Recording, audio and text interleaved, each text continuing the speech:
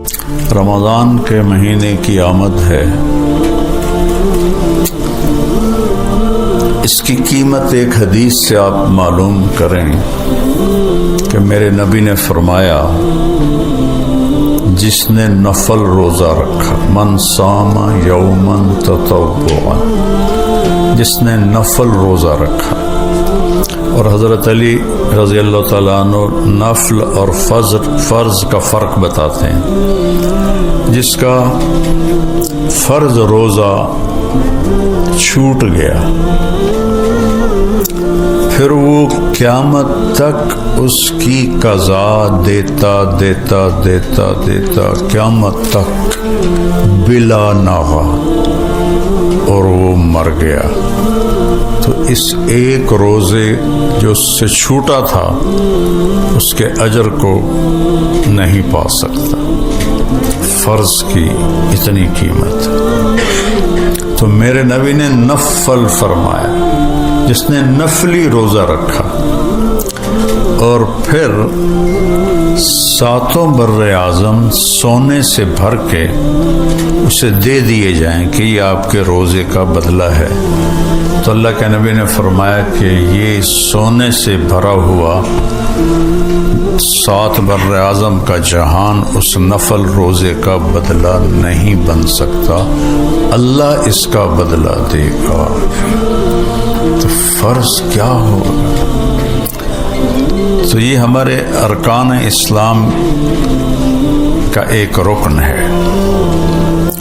یہ اسلام کا بنیاد دیا، بنی الاسلام والا 5. اسلام کے بنیاد 5 چیزیں ہیں. تو اس میں کلمہ، نماز، زکوٰۃ، روزہ اور حج. تو اسلام کی جو ابتدا ہے وہ ہے عبادات پر. یہ بنیا کا لفظ کا ہے. بنیا عمارت بنانے کو کہتے ہیں. تو عمارت شروع ہوتی ہے بنیاد سے، اس لیے بنا کا لفظ آیا ہے. تو بنیاد کے بغیر نہ ہاسپٹل بن سکتا، نہ مسجد، نہ مندر، نہ گھر. تو اللہ کے نبی نے فرمایا کہ اسلام کی بنیاد 5 چیزیں ہیں. اس میں کہیں بھی کمی ہوگی تو بلڈنگ کمزور ہوگی. جتنی نکل جائیں گی زندگی سے اتنی اسلام کی بلڈنگ کمزور ہوتی چلی جائے گی. اور بنیاد کو گھر نہیں کہتے، ہاسپٹل نہیں کہتے، مسجد نہیں کہتے. جب وہ چھت پہ جا کے مکمل ہوتا ہے تو پھر اسے کوئی نام دیا جاتا ہے. تو اسلام کی چھت اچھے اخلاق ہے، بنیاد 5 اعمال اور چھت اچھے اخلاق. انما بعثت لاتمم مکارم الاخلاق. سبحان اللہ، میں تمہارے پاس آیا ہوں تمہارے اچھے اخلاق کو مکمل کرنے کے لیے، تمہیں اخلاق سکھانے کے لیے آیا ہوں. تو اس طرح اسلام 2 حدیثوں کے درمیان ہے. اول حدیث بنیاد بتاتی ہے اور آخر حدیث چھت بتاتی ہے. اس میں ایک روزہ ہے. تو تھوڑی سی اس پہ، ان آیات پہ تھوڑی سی بات کروں گا کہ اللہ تعالیٰ نے فرمایا کہ تم پہ روزہ ہم نے فرض کیا ہے جیسے پہلوں پہ فرض کیا تھا، کہ تمہیں روزے کا آؤٹ پٹ کیا ہے، تمہیں تقوی نصیب ہو. اور تقوی کا مطلب خوف نہیں ہوتا، تقوی کا مطلب بچاؤ ہوتا ہے. کہ جتنی نافرمانیاں ہیں ان سے اپنے آپ کو بچانا، اور جتنے لوگوں کے غلط رویے ہیں ان میں الجھنے کی بجائے اپنے آپ کو بچا کے آگے گزر جانا. حضرت عمر نے ابی بن کعب سے پوچھا، تقوی کسے کہتے ہیں؟ قرآن میں کتنی دفعہ ہے؟ تو ابی بن کعب کہنے لگے، کبھی کانٹوں بھرے راستے پہ چلے ہو؟ سارا عربی کانٹوں سے بھرا ہوا، راستے ہی راستے ہیں. کہا تو کیسے چلتے ہو؟ کہا میں کرتے کو سمیٹ لیتا ہوں اور کانٹوں سے بچ کے آگے چل جاتا. کہ بس یہ تقویٰ ہے.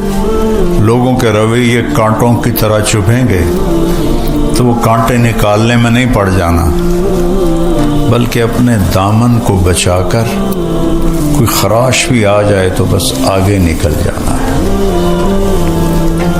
رد نہیں، جواب نہیں، اپنی منزل کی طرف چلے جانا ہے۔ یہ تقویٰ ہے، یہ ایمان کی بہت بڑی صفت، اس کو اللہ نے تقوی کے ساتھ جوڑا ہے۔ اب اگلے حصے پر چلیں۔ شہر رمضان الذی انزل فیہ القرآن،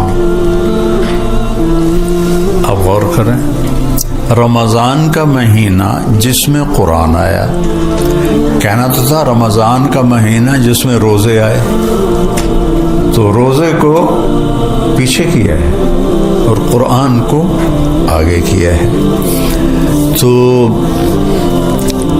عبارت تو یوں ہونی چاہیے تھی انزل القرآن فی شہر رمضان، کہ رمضان کے مہینے میں قرآن اترا، لیکن اس کو ہائی لائٹ کرنا تھا چونکہ قرآن کلام ہے۔ فَإِذَا قَرَأْنَاهُ، اللہ کہہ رہا جب میں پڑھوں، تورات کے بارے میں نہیں کہا میں پڑھوں، یا انجیل کے بارے میں یا زبور کے بارے میں، قرآن کے بارے میں کہا فَإِذَا قَرَأْنَاهُ فَاتَّبِعْ قُرْآنَ، جب ہم تلاوت کریں تو آپ اس کو پیچھے پیچھے چلیں۔ تو یہ کلام ہے، اور کلام میں اتار چڑھاؤ ہوتا ہے، ایسے سموتھ نہیں ہوتا ہے، ایسے ایسے ہوتا ہے، کہیں لہجہ اونچا ہو جاتا ہے، کہیں درمیانہ ہو جاتا ہے، کہیں پست ہو جاتا ہے۔ تو یہاں اللہ قرآن کو ہائی لائٹ کر رہا ہے روزے سے زیادہ۔ ایک اس کو میں یوں پڑھتا ہوں، شہر رمضان الذی انزل فیہ القرآن ھدی للناس بینات من الھدی والفرقان۔ اب میں اس کو اس لہجے میں پڑھتا ہوں جس میں اللہ نے ہمیں سنایا ہے۔ لہجے سے چیز کا سارا مطلب ہی بدل جاتا ہے۔ شہر رمضان الذی انزل فیہ القرآن ھدی للناس وبینات من الھدی والفرقان۔ تو قرآن کو یہاں لے گئے، اور ابھی روزے کا ذکر ہی نہیں ہے، اور رمضان کو یہاں لے آئے، شہر و رمضان یہاں لے آئے۔ رمضان تو شریعت کا ایک فرض ہے اور قرآن پوری شریعت ہے، دونوں کا وزن ایک نہیں ہے۔ قرآن پوری شریعت، رمضان ایک روزہ ایک فرض ہے، تو اللہ نے اس کے حساب سے شہر رمضان، یہاں لہجہ عادی ہے، آگے بڑی چیز آ رہی، وہ میاں صاحب آ رہے ہیں، ایسے کوئی آپ کا جوبین بولے گا وہ میاں صاحب آ گئے اپنے آپ ہی، کوئی اس جیسا اور جوبین آ جائے، آ رہا ہے اپنا ہی بندہ آ رہا ہے، اس کا لہجہ بڑا ماٹھا ہوا ہے، اور کوئی سویپر ہو گیا تو بھنگی آ رہا ہے، بھنگی کوئی پٹی صاحب آ رہے ہیں، پٹی صاحب آ رہے ہیں، ٹھیک، یہ انسانی فطرت ہے، اللہ نے اس فطرت کے مطابق کلام اتارا ہے۔ عربوں کو فخر تھا بہت ساری چیزوں پر، میں وہ نہیں گنواتا ہوں۔ اب اللہ نے اپنے ہمارے نبی کو انتہائی گھٹیا سمجھتے تھے، تو اللہ تعالیٰ نے اپنے نبی سے کہا کہ میرے نبی آپ انہیں کہیں کہ جو کام میں کر رہا ہوں نا اس کے مقابلے میں تمہاری کوئی حیثیت ہی نہیں ہے۔ تو کہا قل ھذہ سبیلی، یہ ہے میرا راستہ، فخر کے ساتھ۔ سائیکل پہ جانے والا کہہ سکتا ہے میرا سائیکل، کہہ سکتے میرا سائیکل، بننی ہوئی تو ٹوٹی ہوئی سزوکی تو کہا میری گڈی ہے، لینڈ کروزر والا کہے گا میری ہے۔ لہجہ اٹھ جاتا ہے چیز کی اہمیت بتانے کی۔ یہاں اللہ نے یہ بات کی ہے الذی انزل فیہ القرآن، سبحان اللہ، جس میں قرآن اتارا گیا۔ پھر سورۃ القدر کو جوڑو، انا انزلناہ فی لیلۃ القدر، یہاں بھی اللہ نے قرآن کو اونچا کیا ہے لیلۃ القدر کے مقابلے میں۔ لیلۃ القدر قیمتی بنی ہے قرآن کے اترنے کی وجہ سے، رمضان قیمتی بنا ہے قرآن کے اترنے کی وجہ سے۔ انا انزلناہ فی لیلۃ القدر، ہم نے اس میں بھی وہی لہجہ ہے، انا انزلناہ فی لیلۃ القدر، ہم نے قرآن کو اتارا قدر کی رات میں۔ قدر کہتے ہیں عزت کو، عزت والی رات، میری قدر کرو، ہے عزت والی رات۔ دوسرا قدر کا مطلب ہوتا ہے قیمت، تو لیلۃ القدر قدر والی قیمت۔ لیلۃ القدر خیر من الف شہر، اب قدر بمانا قیمت، کہ یہ ہے 1000 مہینوں سے زیادہ مہنگی ہے، قیمت آ گئی۔ پھر قدر کہتے ہیں تنگی کو، وقدر علیہ رزقہ فیقول ربی اہانن، تو قدر کہتے ہیں تنگی کو۔ تو آگے ہے تنزل الملائکۃ والروح فیہا باذن ربہم، اتنے فرشتے اترتے ہیں کہ زمین تنگ پڑ جاتی ہے۔ زمین تو چھوٹی سی ہے، فرشتے اتنے آتے ہیں کہ کھڑے ہونے کی جگہ نہیں ہے۔ پھر قدر کہتے ہیں مسافت کو، تم سلام ہی حتی مطلع الفجر، اس کی مسافت کتنی ہے؟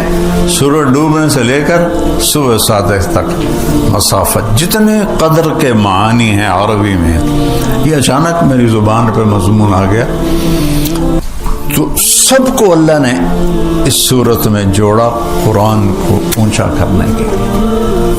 یہاں اللہ نے فرمایا کہ اس میں قرآن اترا۔ دیکھو میں قرآن کو اس لیے بیان کر رہا ہوں کہ روزہ اس کے تابع ہے۔ قرآن کی عظمت کھلے گی تو ہر حکم کی عظمت کھلے گی۔